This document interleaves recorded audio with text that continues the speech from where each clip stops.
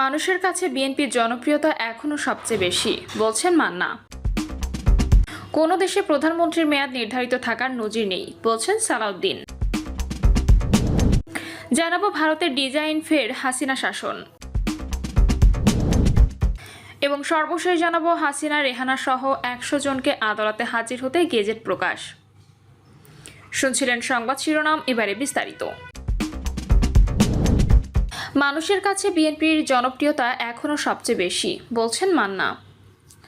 রাজনৈতিক দলগুলো যাই বলুক, যত কিছুই করুক, ভোটের মাঠে মানুষের কাছে বিএনপির জনপ্রিয়তা এখনো সবচেয়ে বেশি বলে মন্তব্য করেছেন নাগরিক ঐক্যের আহ্বায়ক মাহমুদুর রহমান মান্না। তিনি বলেন, মব কালচারের মাধ্যমে সেই জনপ্রিয়তা নষ্ট না করা যাবে না।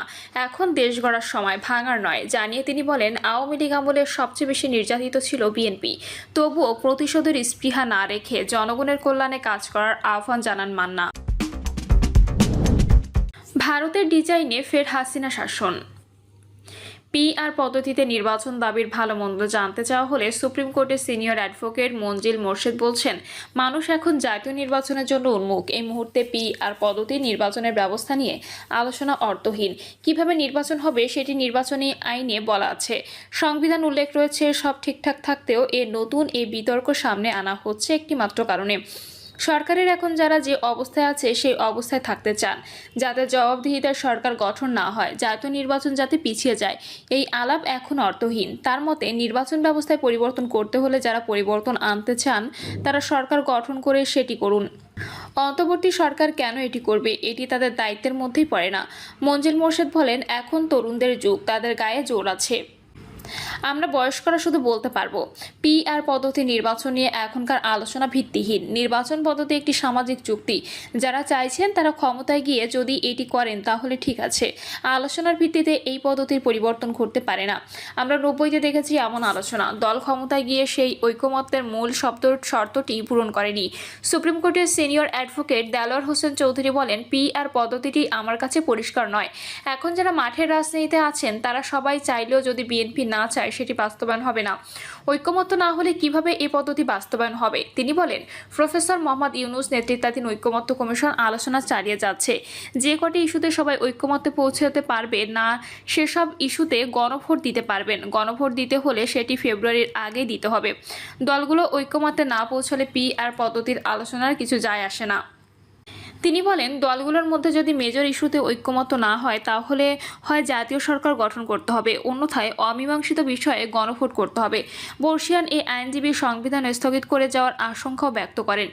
এদিকে জামায়াত আন্দোলনের মঞ্চে উঠে পিআর পদ্ধতি নির্বাচন দাবিকারী সংগঠনগুলো কি বুঝে সংখ্যানুপাতিক হারে আসনের ভাগ বাটোয়ারা চাইছেন? সম্প্রতি তার একটি বিশ্লেষণ দিয়েছেন প্রবাসী লেখক, জনপ্রিয় অ্যাক্টিভিস্ট ডক্টর পিনাকিত ভট্টাচার্য।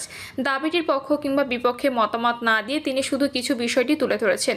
তিনি বলেছেন, বিএনপি ছাড়া সব দল চায় পিআর পদ্ধতি নির্বাচন। কেন চায় কিংবা কেন চায় না এটি কেউ বলতে পারবে না। বিএনপি কেন চায় না এটিও কেউ বলতে পারবে না, জামায়াতও না। তার মতে এটি হচ্ছে ফ্যাসিবাদের নতুন কারিশমা, যার পরিকল্পনায় রয়েছে ভারত। তিনি প্রশ্ন রেখেছেন, পদ্ধতিটি দেশের জন্য ভালো হবে কি বুঝে রাজনৈতিক দলগুলো পিআর পদ্ধতির পক্ষে কিংবা বিপক্ষে বলছে? এ পদ্ধতিতে নির্বাচন হলে বাংলাদেশের জন্য ভালো হবে কি? রাজনৈতিক দলগুলো কি বুঝে পিআর চাইছে আর কি বুঝে চাইছে না সেটি কেউ এখনো বুঝে উঠতে পারেননি। হাসিনা পালানোর পর জামায়াত 10 দফা প্রস্তাব দিয়েছিল। এটির মধ্যে ইন্টারেস্টিং বিষয় ছিল সংখ্যানুপাতিক নির্বাচন, অর্থাৎ মোট ভোটের ফলাফলের ভিত্তিতে আসন ভাগাভাগি। নির্বাচনে যে দল যতগুলো ভোট পাবেন সেই অনুপাতে তাদের মধ্যে সংসদের 300 আসন ভাগ বাটোয়ারা হবে। ধরা যাক একটি আসনে মোট ভোটার 10 লাখ। নির্বাচন হলো, ভোটে বিএনপি পেল 5 লাখ, জামায়াত ইসলামী পেল 3 লাখ। কথার কথা, আওয়ামী লীগ পেল একটি ভোট, তাও চূড়ান্ত গণনা যদি এটি টেকে। বিদ্যমান পদ্ধতিতে বেশি ভোট পাওয়ার বিএনপিকেই জয়ী ঘোষণা করা হলো। এখন জামায়াত যে 3 লাখ ভোট পেল, বিদ্যমান পদ্ধতির এটি তো পুরোটাই লোকসান। কিন্তু না, জামায়াত বলছে সারা দেশে যত ভোট পড়বে, অর্থাৎ 300 আসনে যত ভোট পড়বে তার মধ্যে ওই দল যত শতাংশ পাবে সেই অনুপাতে আসন ভাগাভাগি করতে হবে। সংখ্যানুপাতিক নির্বাচন হলে জামাত যদি 3 লাখ ভোটও পায় তবুও সে সংখ্যানুপাতে আসন পাবে। তার মানে কোনো সিটে তারা পৃথকভাবে জিততে পারবে না। তারা যদি সারা দেশে মোট ভোট মিলিয়ে একটি পার্সেন্টেজ আসে তাহলে সেই পার্সেন্টেজ অনুপাতে ওই দলকে আসন দিতে হবে। এই হিসেবে কোনো রাজনৈতিক দল যদি সারা দেশে 1% ভোটও পায় তাহলে তারা 300 আসনের মধ্যে 3টি সিট পাচ্ছে। যদি অর্ধ শতাংশ ভোটও পায় তাহলে অন্তত একটি আসন পাবে। ছোট দলের জন্য এই পদ্ধতি খারাপ নয়, তারাও ন্যূনতম একটি করে সিট পাবে। ইউরোপের অনেক দেশে এই সিস্টেম আছে। ছোট দলগুলোর জন্য এটি ভালো। জাতীয় রাজনীতিতে ছোট দলেরও একটি ভয়েস রয়েছে, কিন্তু ইউরোপে আছে বলেই কি বাংলাদেশের জন্য সেটি ভালো? পশ্চিমা রাজনীতিতে অনেক কিছুই আছে। পশ্চিমা রাজনীতি থেকে কি আমরা সেকুলারিজম এনেছি? পশ্চিমে এলজিবিটি রাইটস আছে, আমরা কি সেটি নিয়েছি? আমাদের মানুষ এলজিবিটি রাইটস মেনে নেবে? পশ্চিমে মদ খাওয়া, জুয়া খেলা, ক্যাসিনো বৈধ, আমাদের দেশের মানুষ কি এসব মেনে নেবে? তার মানে পশ্চিমা আছে বলে এটি কোনো সাফাই হতে পারে না। ছোট দলের জন্য PR সিস্টেম ভালো। প্রশ্ন হচ্ছে, জামাত কি ছোট দল? জামাত কি চিরদিনের জন্য ছোট দলই থেকে যাবে? দেখা উচিত সংখ্যানুপাতিক নির্বাচন পদ্ধতি আমাদের গ্রহণ করা উচিত কিনা, করলে কেন করা উচিত, না করলে কেন করা উচিত নয়। বিদ্যমান নির্বাচনে মানুষ প্রার্থীকে ভোট দেয় না, প্রতীককে ভোট দেয়। প্রতীকের পক্ষে প্রার্থী ভোট চাইতে গিয়ে প্রার্থী হয়তো বলেন, আমার দলকে ভোট দিলে আমরা এই উন্নয়ন কার্যক্রম করব, ব্রিজ রাস্তা করে দেব, পথঘাট বানিয়ে দেব। কিন্তু কেন ছোট দলগুলো PR পদ্ধতি চায় সেটি দেখা যাক। দলীয় ডকুমেন্ট থেকে বিষয়টি দেখা যেতে পারে। জামাতের ডকুমেন্ট কি বলে? সংখ্যানুপাতিক পদ্ধতিতে নির্বাচন চাওয়া দলগুলোর মধ্যে জামাত সবচেয়ে বড় দল। তাদের দাবির পক্ষে কি যুক্তি দিচ্ছে সেটি বোঝার বিষয়ে জামাতের সাবেক আমির গোলাম আজম 2005 সালে একটি বই লেখেন, জাতীয় সংসদের রাজনৈতিক দলের আনুপাতিক প্রতিনিধিত্বমূলক পদ্ধতি সংখ্যানুপাতিক নির্বাচন নিয়ে। বইটিতে প্রায় সবগুলো আর্গুমেন্ট রয়েছে। তবে বইটির 3 নম্বর প্যারায় পটভূমিতে গোলাম আজম সংখ্যানুপাতের পক্ষে সাফাই গিয়ে বলেছেন, CPPও নাকি সংখ্যানুপাতিক ভোটের পক্ষে, অথচ CPP সংখ্যানুপাতিক ভোট চাইলে জামায়াতের জন্য এটি হারাম হওয়া উচিত, কিন্তু হয়নি। CPP চেয়েছে বলে জামায়াতও সেটি গর্ব ভরে চাইছে। জাতীয় পার্টি এরশাদও নাকি সংখ্যানুপাতিক ভোট চেয়েছেন। প্রশ্ন হচ্ছে, CPP এবং জাতীয় পার্টির চেয়ে বড় ভারতীয় তল্পিবাহক কি বাংলাদেশের রাজনীতিতে কেউ আছে? নেই। এরশাদ এবং CPP যদি একসঙ্গে চায় এটি যে ভারতেরই চাওয়া, এটি বোঝার জন্য কি দার্শনিক হওয়ার প্রয়োজন আছে? এটি ভারতীয় পলিসি, সহজ সমীকরণ। এটি বইটির 11 নম্বর পৃষ্ঠায় গোলাম আজম বলেন, প্রচলিত রাজনীতি হলো পাওয়ার পলিটিক্স বা ক্ষমতার রাজনীতি।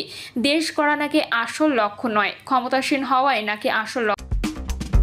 দেশে কোনো প্রধানমন্ত্রীর মেয়াদ নির্ধারিত থাকার নজির নেই, বলছেন সালাউদ্দিন।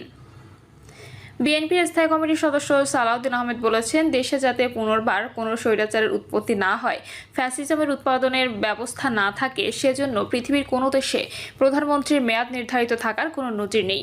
আমরা বলেছি, বিএনপির উচ্চ পর্যায়ের কমিটির সিদ্ধান্ত অনুযায়ী কোনো ব্যক্তি 10 বছরের বেশি প্রধানমন্ত্রীর আসনে বহাল থাকবে না।